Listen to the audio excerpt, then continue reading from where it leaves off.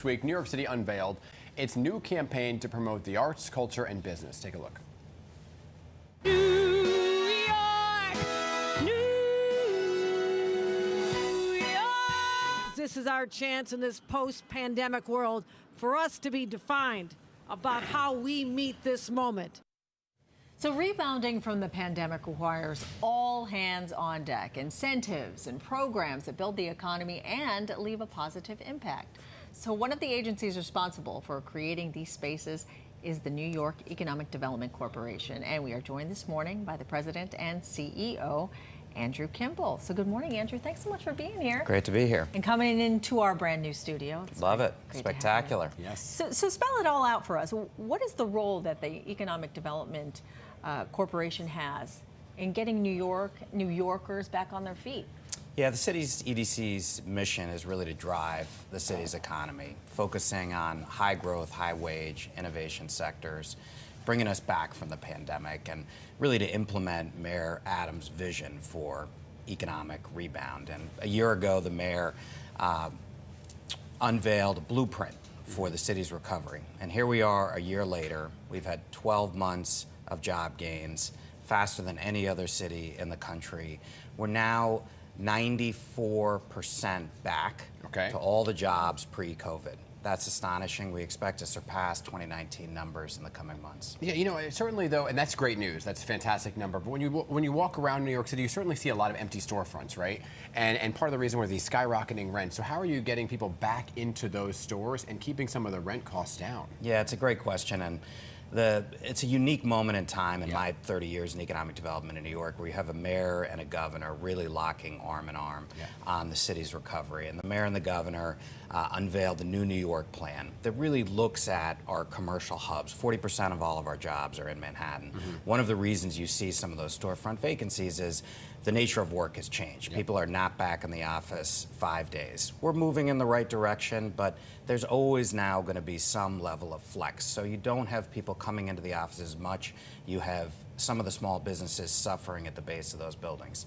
The mayor and the governor have a plan to convert 20 to 30 million square feet of commercial to residential, create more public realm on our streets, more green space, wider sidewalks, create more of a dynamism, 24/7 live, work, play here in Manhattan, as we have in many of the other boroughs. Yeah, and part of the solution is get people into the city. And just earlier this month, your agency helped launch the faster ferry service between Brooklyn and Manhattan. Tell us about the progress with that. Yeah, we're really proud of the ferry service.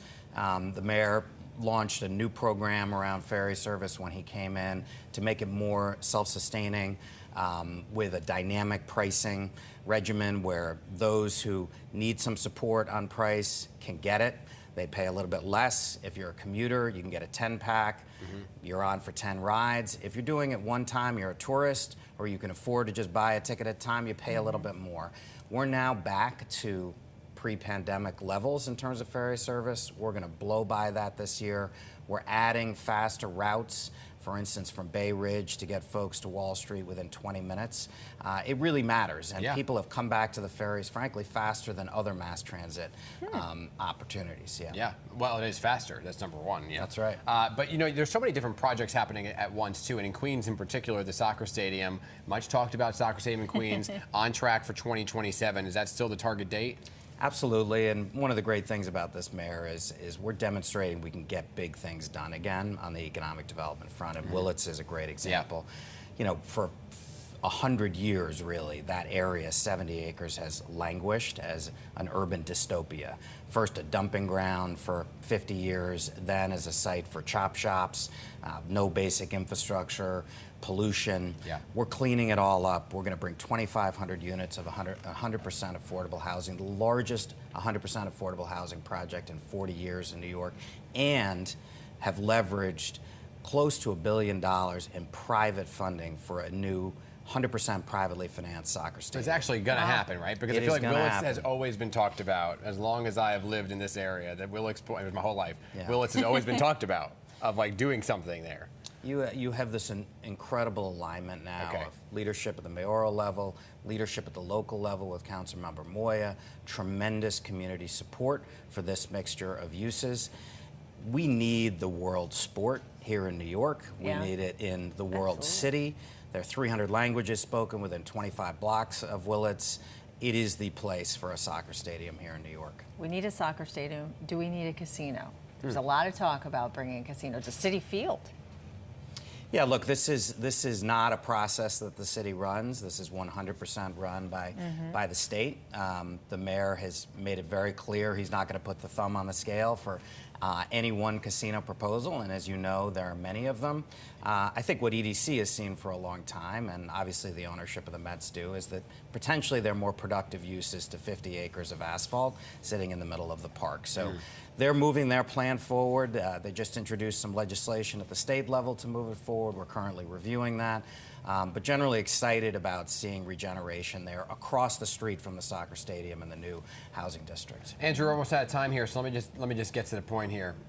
How much did EDC have a say in the logo? It seems that the logo kind of got people up in arms with the We Heart NYC. So how much input did you have on that? You know, what's great about that effort is really driven by the private sector. So much of what is good in New York is public-private partnership. This mayor is locking arm in arm with our city's businesses. Yeah, but did you vote on the logo? Did you vote on the logo? Look, the logo is great. You know, when I was a kid, they came out with the I Love New York campaign. Terrific. You know, as the mayor says, this is about we now. All of us need to be in the game to bring New York City back, to help support our neighborhoods, to volunteer. That's the New York spirit, and that's what this effort's all about. So maybe their new motto is EDC GSD. Yeah. GSD, right. Get stuff done. That's what we're doing. Andrew Campbell, thanks again for being with us this Great morning. to be with you. Great to see you.